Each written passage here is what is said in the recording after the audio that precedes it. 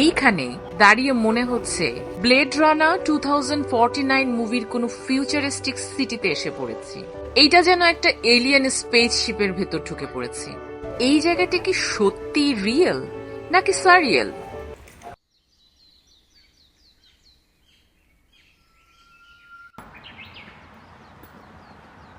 আজকে আমরা যাব একটা খুব স্পেশাল জায়গায়।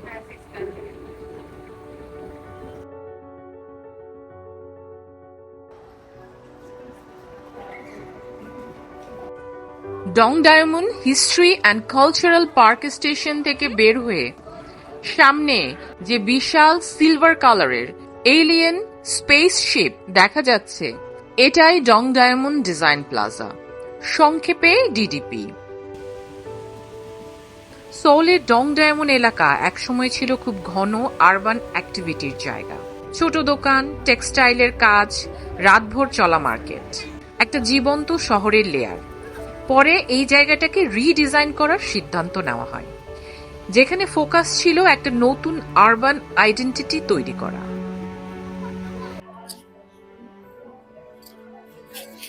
আমরা এখন আছি ডং ডায়মন্ড ডিজাইন প্লাজাতে, যেটাকে ডিডিপি বলা হয় সংক্ষেপে।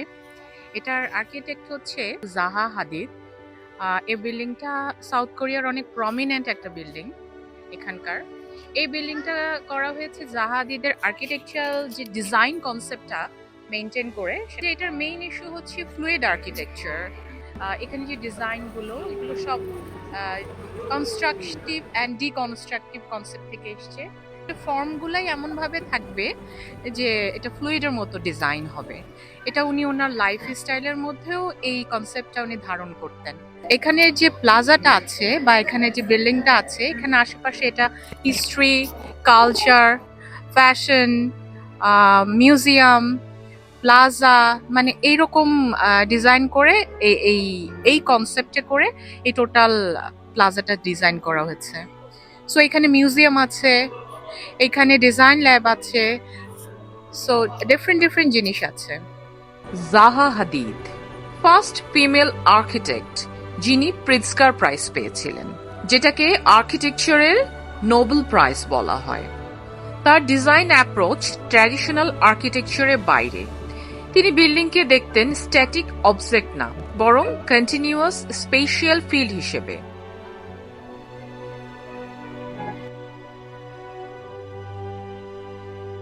ডিডিপি একটা মেজর আরবান ল্যান্ডমার্ক এবং কালচারাল হাব। এটা সোলের সেন্টারে। Client Seoul metropolitan government.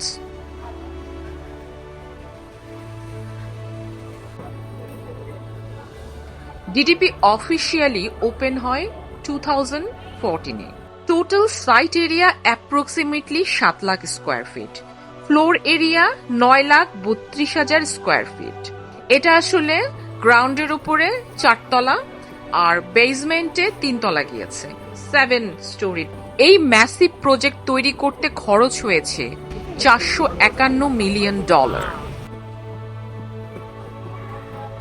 ডিডিপির সবচেয়ে ইন্টারেস্টিং পার্ট হচ্ছে যে এটা একই সাথে ফিউচারিস্টিক হাইপার আর্কিটেকচার আর অন্যদিকে পাস্টের ওল্ড হিস্ট্রিকে হোল্ড করছে।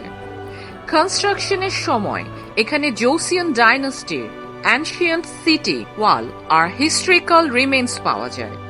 এগুলো ডেস্ট্রয় না করে এই জায়গার নিচে কেয়ারফুলি প্রিজার্ভ করা হয়েছে। এটাকে বিল্ডিং এর চেয়ে লিকুইড মেটাল দিয়ে তৈরি লিভিং ফর্ম মনে হয়। এই ফ্যাসাদে 45,133টা ইউনিক অ্যালুমিনিয়াম প্যানেল ইউজ করা হয়েছে। এই যে কার্ভ ডিজাইন গেছে না, এই শেপ তো জিওমেট্রির বাইরে। তো প্রতিটা প্যানেল আলাদা শেপের বানিয়ে অ্যাটাচ করে মেলানো হয়েছে।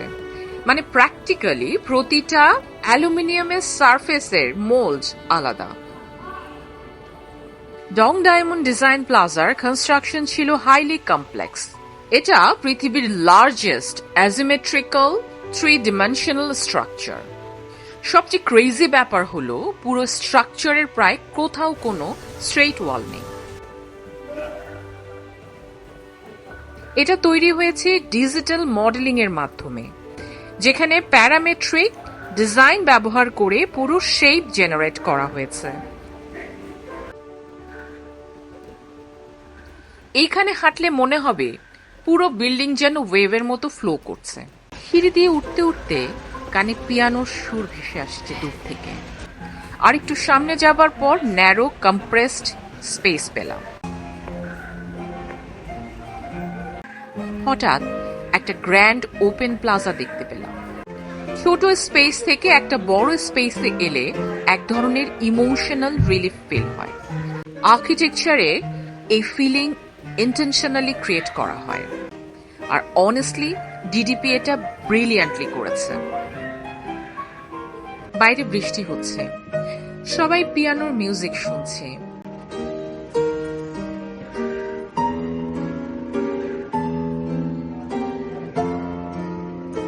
Rain reflection, piano music, silver futuristic curves, পুরো সিন ড্রিমি মনে হচ্ছে আমার কাছে।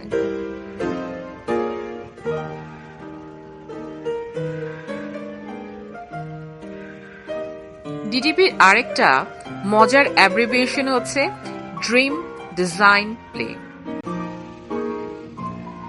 এই যে এই ম্যাসিভ ক্যান্টিলিভার স্ট্রাকচারটা, এটা একই সাথে ওয়াল আবার বৃষ্টিতে ছাদ হিসেবে কাজ করছে।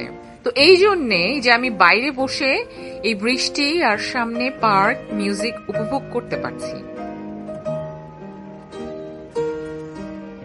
এটা একটা খোলা প্লাজা, কিন্তু এটা আলাদা করে বানানো ওপেন স্পেস না।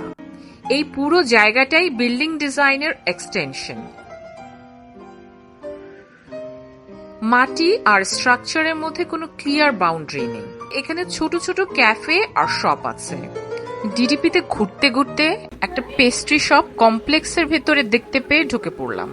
এগুলো আর্কিটেক্ট আলাদা করে ডিজাইন করেননি, বিভিন্ন ব্র্যান্ড এখানে নিজেদের মতো করে সেট আপ করেছে। কিন্তু ইন্টারেস্টিং ফ্যাক্ট হলো এই বিল্ডিং এর ডিজাইন ল্যাঙ্গুয়েজ এত স্ট্রং যে সবকিছুই সামহাও একই ফ্লোর মধ্যে চলে আসে। এটার নাম হচ্ছে ক্যাফে ডি ফেসোনিয়া। এখানে coffee, cake, pastries, dessert, light food টাইপের আইটেম পাওয়া যায়।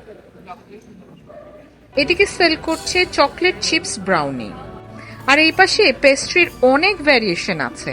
এই পাশে আছে হানি কেক লেমন, ৮,০০০ ওন মানে ৮০০ টাকার মতো। হানি কেক কোকোয়া, ওয়ালনাট হানি, তিরামিজু, পিওর মিল্ক, চিজ কেক, এই সবগুলো পেস্ট্রির প্রাইস সেম। আর এদিকে আছে ক্রোয়াশান, কুকিজ, লেমন পাউন্ড, এটার প্রাইস হচ্ছে ৩,৮০০ ওন। আর্কিটেক্ট বিল্ডিংটা এমন ভাবে ডিজাইন করেছেন যাতে রাতে এই বিল্ডিংটা ডেড অবজেক্ট না হয়ে যায়। রাত হচ্ছে আর এই বিল্ডিং এর কিছু অংশ থেকে আলো বের হতে দেখা যাচ্ছে। এখানে কিন্তু আলাদা করে বাইরে লাইট বসানো হয়নি। ভেতরের এলইডি লাইটিং আর প্যানেলের জয়েন্টগুলোর মাধ্যমে আলো বাইরে ছড়িয়ে পড়ে, তাই মনে হয় পুরো বিল্ডিংটা নিচ থেকেই গ্লো করছে। ডং ডায়মন্ড ডিজাইন প্লাজা আমাদের একটা সিম্পল প্রশ্নের সামনে দাঁড় করায়। যখন একটা শহর নিজেকে রিডিজাইন করে তখন সেটা আসলে কি হয়ে যায়? একটা ইমপ্রুভমেন্ট নাকি একটা রিইন্টারপ্রিটেশন?